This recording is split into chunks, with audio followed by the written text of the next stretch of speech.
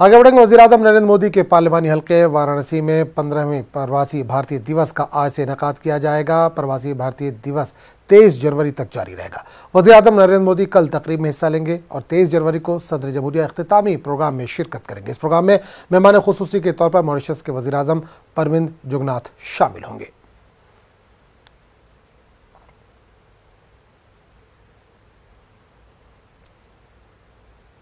उस पर मामले पर बात करने के लिए हम सीधे रुक करेंगे वाराणसी का, जहां से हमारे नुमाइंदे अनूप इस वक्त सीधे तौर पर जुड़े। अनूप, प्रवासी भारतीय दिवस का आज से आगाज हो रहा है वाराणसी में, आप वहां पर मौजूद हैं। किस तरह की तैयारियां देख पा रहे हैं और कब से इसका आगाज हो रहा है, कब से शुरुआत हो रही है?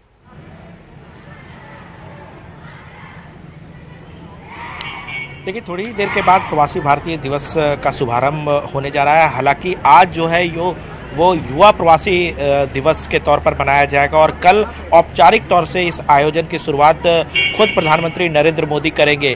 सबसे बड़ी बात बता दूं कि प्रवासी भारतीय दिवस आमतौर पर दिल्ली में आयोजित किया जाता था, लेकिन जब से नरेंद्र मोदी प्रधानमंत्री बने हैं, पहले गुजरात में उन्होंने इसका आयोजन कराया, उसके बाद वाराणसी में इसका आयोजन किया जा रहा है। अपने आप में बहुत महत्वपूर्ण कहा जा सकता है, क्योंकि जिस तरीके से उत्तर प्रदेश इस आयोजन में पार्टनर स्टेट भी है और इन तीनों दिनों में कह सकते हैं कि खुद मुख्यमंत्री योगी आदित्यनाथ इस कार्यक्रम के लिए मौजूद रहेंगे। और सबसे बड़ी बात बता दूं कि जो शाम बेला में यहाँ आरती होती है, वहाँ से इसकी शुरुआत हुई थी। लोगों को वहाँ ले जाया गया था और उनके दर्शन कराया गया और उसके बाद कार्यक्रम के बाद में प्रयागराज ले जाया जाएगा, जहाँ कुंभ का आयोजन किया जा रहा है और उसके बाद गणतंत्र दिवस के लिए भी इन लोगों को आमंत्रित किया गया है। तो यानी कुल मिलाकर के भारतीय संस्कृति के लिए एक अनूठा कह सकते हैं ये आयोजन है। 3 दिनों का आयोजन है,